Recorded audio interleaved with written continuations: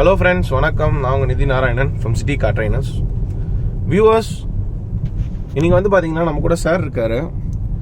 சாருக்கு வந்து இன்னைக்கு how to drive on a market road testing class left sir.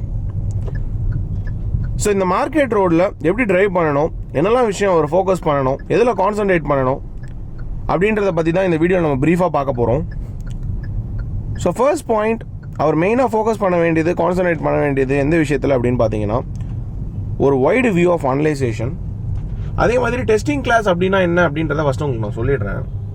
Testing class அப்படின்னா, ஒரு பிகினர் டிரைவருக்கு வந்து ஒரு இன்ஸ்ட்ரக்டராக நான் வந்து எந்த ஒரு இன்ஸ்ட்ரக்ஷன்ஸும் கொடுக்க மாட்டேன். So I will be keeping quite and I will be like a passenger. So ஒரு பேசஞ்சர் மாதிரி I will be sitting and I will be coming with him. So அவரோட எஃபர்ட்லேயே வந்து he has to drive and எல்லாமே ஒரு individuality அவரே பண்ணணும். So எந்த ஒரு இன்ஸ்ட்ரக்ஷன்ஸும் நான் கொடுக்க மாட்டேன். ஸோ இது நம்ம ஏன் மெயினாக டெஸ்டிங் கிளாஸ் நம்ம ஏன் ஒரு கிளைண்ட்டுக்கு எடுக்கிறோம் அப்படின்னு பார்த்தீங்கன்னா, நம்ம கிளாஸ் முடிச்சதுக்கப்புறம் அவங்க நெக்ஸ்ட் டே தனியாக எடுத்து ஓட்டும் போது அவங்க தனியாக ஃபீல் பண்ணக்கூடாது. ஸோ இது வரைக்கும் நம்ம கைடன்ஸ்லேயே ஓட்டிட்டோம், ஸோ இப்போ நம்ம தனியாக ஓட்ட முடியுமா, நம்ம இன்ஸ்ட்ரக்ஷன்ஸ் கேட்காம எப்படி ஓட்டுறோம் அப்படின்ற மாதிரி ஒரு ஃபீல் வரக்கூடாது. ஸோ அதனாலே நம்ம கிளைண்ட்டோட இருக்கும்போதே ஒரு 1 or 2 டெஸ்டிங் கிளாஸஸ் எடுத்துட்டோம் அப்படின்னாலே ஆட்டோமேட்டிக்காக அவங்களுக்கு அந்த ஒரு கான்ஃபிடன்ஸ் லெவல் கெயின் ஆகிடும். ஸோ அதனால தான் மெயினாக நம்ம டெஸ்டிங் கிளாஸ் எடுக்கிறது. ஸோ இந்த டாஸ்க் முடிஞ்சதுக்கு அப்புறம் தான் நான் சார் கிட்ட ஒரு ரிவ்யூ மாதிரி சொல்லுவேன். ஸோ எந்தெந்த விஷயத்தில் எந்தெந்த இடத்துல தப்பு பண்ணாரு, ஸோ எங்கே எப்படி பண்ணியிருக்கணும், எதை எப்படி ரெக்டிஃபை பண்ணணும் அப்படின்றத நான் சொல்லுவேன். ஸோ பாயிண்ட் நம்பர் 1, ஒரு wide view of analysation. Point number 2, left frame judgement, right frame judgement. இப்போ இந்த இடத்துல பார்த்தீங்கன்னா, ஆப்போசிட்டில் ட்ரக் வரும்போது லெஃப்ட்டில் நம்ம வெஹிக்கிள் எந்த டிஸ்டன்ஸில் போகுது, எப்படி அவாய்ட் பண்ணணும், ஸோ எப்படி அட்ஜஸ்ட் பண்ணணும் அப்படின்றது தான். So second point is left frame judgement, right frame judgement. இந்த மாதிரி ரோட்டில் ஓட்டும் போது தான் ஆட்டோமேட்டிக்காக நமக்கு ஜட்ஜ்மெண்ட் தெரிய வரும். நம்ம வெஹிக்கிளோட லென்த் என்ன, பிரெத் என்ன, வித் என்ன, ஸோ எந்த அளவுக்கு நம்ம அட்ஜஸ்ட் பண்ணணும், அந்த இடத்துல அட்ஜஸ்ட் பண்ணால் லெஃப்டில் இருக்கிற வெஹிக்கிள் டச் ஆகுமா ஆகாதா அப்படின்றதெல்லாம் சார் மெயினாக பார்த்துக்கணும். Third point is steering control. So ஸ்டீரிங்கை வந்து ரொம்ப பர்ஃபெக்டாக ஹோல்ட் பண்ணிக்கணும்.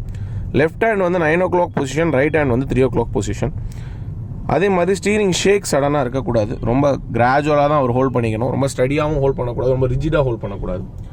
Fourth point is adjustment for other vehicles. So இந்த மாதிரி ஜங்ஷன்ஸில், ஸோ லெஃப்ட்டில் வர வெஹிக்கிள்ஸ், ரைட்டில் வர வெஹிக்கிள்ஸ், ஃப்ரண்ட்டில் போகிற வெஹிக்கிள்ஸ் எல்லாருக்குமே வந்து அவர் கரெக்டாக அட்ஜஸ்ட் பண்ணணும்.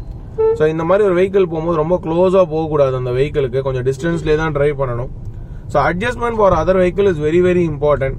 பிகாஸ் இங்கே வந்து லேன் கிடையாது, டிவைடர் கிடையாது, எதுவுமே கிடையாது. ஸோ ஆப்போசிட்டில் எராட்டிக்காக வருவாங்க, பின்னாடி எராட்டிக்காக வருவாங்க, சைடில் எராட்டிக்காக வருவாங்க. ஸோ இந்த மாதிரி ஒரு எராட்டிக் ஃப்ளோ ஆஃப் டிரைவ் இருக்கும்போது we should be very careful. அதுவும் இந்த மாதிரி, இது என்ன தண்ணினே தெரியல, I think this is some bad water. So இந்த மாதிரி தண்ணியில் போகும்போது நம்ம ரொம்ப ஸ்லோவாக ட்ரைவ் பண்ணணும். ஏன்னா பக்கத்தில் இருக்கிறவங்க மேலே தெரிச்சாலே தட்ஸ் இட், நம்ம மேலே தான் இது வரும். ஸோ அதனால ரொம்ப ஸ்லோவாக ட்ரைவ் பண்ணணும் இந்த மாதிரி வாட்டர் ஏரியாவில். ஸோ மெயினாக பார்த்தீங்கன்னா, இந்த மாதிரி ரோட்ஸில் ட்ரைவ் பண்ணும்போது தான் நம்ம எல்லாருக்குமே அட்ஜஸ்ட் பண்ணணும். ஸோ இப்போ இந்த இடத்துல சுச்சுவேஷன் பார்த்தீங்கன்னா ஃபுல்லாகவே தண்ணியாக இருக்குது. ஸோ அட்ஜஸ்ட்மெண்ட் நம்ம பண்ணணும். பக்கத்தில் இருக்கிற வெஹிக்கிளுக்கு அவங்க மேலே படக்கூடாது. ஸோ ரொம்ப ஸ்லோவாக ட்ரைவ் பண்ணணும். இப்போ இந்த இடத்துல பார்த்தீங்கன்னா லெஃப்ட்டில் இந்த வெஹிக்கிள் போயிட்டு இருக்காங்க, ஆப்போசிட்டில் ஆட்டோ வந்துட்டாரு. ஸோ நம்ம ஓவர்டேக் பண்ணும்போது பார்த்து தான் பண்ணணும் அந்த இடத்துல.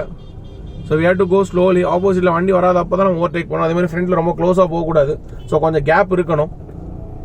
ஸோ அந்த கேப் இருந்தால் நம்ம கேப்பில் தான் அனலைஸ் பண்ணணும், ஆக்சுவலாக கேப்பில் தான் அட்ஜஸ்ட் பண்ணணும். ஸோ அதான் நான் சார் கிட்ட சொல்லியிருக்கேன். இந்த வெஹிக்கிள் அவங்க லெஃப்ட்டில் போனால் மட்டுமே தான் நம்மளால் ரைட்டில் ஓவர்டேக் பண்ண போக முடியும். ஸோ இதுதான் அட்ஜஸ்ட்மெண்ட்டு நான் சொன்ன மாதிரி. ஸோ அட்ஜஸ்ட்மெண்ட் ரொம்ப ரொம்ப முக்கியம். இந்த மாதிரி ஒரு க்ளோஸ் அட்ஜஸ்ட்மெண்ட் நம்ம பண்ணுறதுக்கு மெயினாக என்ன வேணும் அப்படின்னு பார்த்தீங்கன்னா கிளச் கண்ட்ரோல். ஸோ இப்போ பார்த்தீங்கன்னா ஃபுல் அண்ட் ஃபுல் ஃபர்ஸ்ட் கியரில் தான் ட்ரைவ் பண்ணிட்டு இருக்காரு. கிளச் கண்ட்ரோல் ரொம்ப பர்ஃபெக்டாக வச்சிருக்காரு. ஸோ கிளச்சிலே தான் அவர் கண்ட்ரோல் பண்ணணும் வெஹிக்கிளை. நோ நீட் ஆஃப் ஆக்சலேஷனே இருக்கக்கூடாது. So full and full clutch கண்ட்ரோல்லே தான் அவர் மூவ் பண்ணணும். ஸோ அதான் நான் சார் கிட்ட சொல்லியிருக்கேன். Seventh point is predicting the movement of other vehicles. So ஃப்ரண்ட்டில் போகிற வெஹிக்கிள்ஸ் வந்து எந்த மாதிரி லெவலில் வருவாங்க, நம்ம லேனில் வருவாங்களா மாட்டாங்களா அப்படின்றத நம்ம ப்ரெடிக்ட் பண்ணினே மூவ் பண்ணணும். Eighth point is mirror observation. Left mirror observation, right mirror observation. பின்னாடி வர வெஹிக்கிள் வந்து எந்த லேனில் வராங்க, என்ன டிஸ்டன்ஸில் வராங்க, எப்போ நம்மளை ஓவர்டேக் பண்ண போகிறாங்க அப்படின்றதெல்லாம் மிரரில் அப்சர்வ் பண்ணிகிட்டே வரணும். So mirror observation is very very important. அதுவும் நான் சார் கிட்ட சொல்லியிருக்கேன். 9th point is gear increasing and gear reduction. இப்போ பார்த்தீங்கன்னா செகண்ட் கியரில் ஒரு 30 flow of டிரைவில் ட்ரைவ் பண்ணிட்டு இருக்காரு. So gear increasing and gear reduction is also very important point. இதில் வண்டி ஃபுல்லாக ஸ்லோ ஆகிடுச்சுன்னா ஃபர்ஸ்ட் கியர், கொஞ்சம் மூமெண்ட்டில் இருந்தால் செகண்ட் ஒரு தேர்ட் கியரில் மூவ் பண்ணலாம். Last and final point is applying the base theory. Base theory என்ன அப்படின்னு பார்த்தீங்கன்னா, இந்த மாதிரி மார்க்கெட் ரோட்ஸில் பின்னாடி வர வெஹிக்கிள் நம்மளை ஓவர்டேக் பண்ணும்போது நம்ம ஸ்லோ பண்ணிக்கணும் ஆட்டோமேட்டிக்காக. ஏன்னா அவங்க ஓவர்டேக் பண்ணி ஆப்போசிட்ல ஒரு வெஹிக்கிள்ஸ் வரும்போது ஆல் ஆஃப் சடன் அவங்களோட ஃப்ரேம் வந்து லெஃப்ட்ல வரும். ஸோ நம்ம வெஹிக்கிளில் ஹிட் ஆக சான்ஸ் இருக்கு. ஸோ இப்போ இங்கே வந்து பார்த்தீங்கன்னா சார் ஸ்லோ பண்ணியிருக்காரு, ஏன்னா இந்த வேன் ஓவர்டேக் பண்ணுறாரு. ஸோ இந்த மாதிரி ஓவர்டேக் பண்ணும்போது நம்ம ஸ்லோ பண்ணிக்கணும். பிகாஸ் நம்மளும் அவங்களுக்கு பேரலாவே மூவ் பண்ணியிருந்தோம்னா ஆப்போசிட்ல வெஹிக்கிள் வரும்போது அவங்க டக்குன்னு லெஃப்ட்ல வருவாங்க. ஆக்சுவலி இது 2-way லைன் ரோடு. ஸோ இந்த மாதிரி போர்ஷன்ஸ்லாம் தான் கவர் ஆகுது. ஸ்ட்ரைட்டாக போகிறோம் சார்.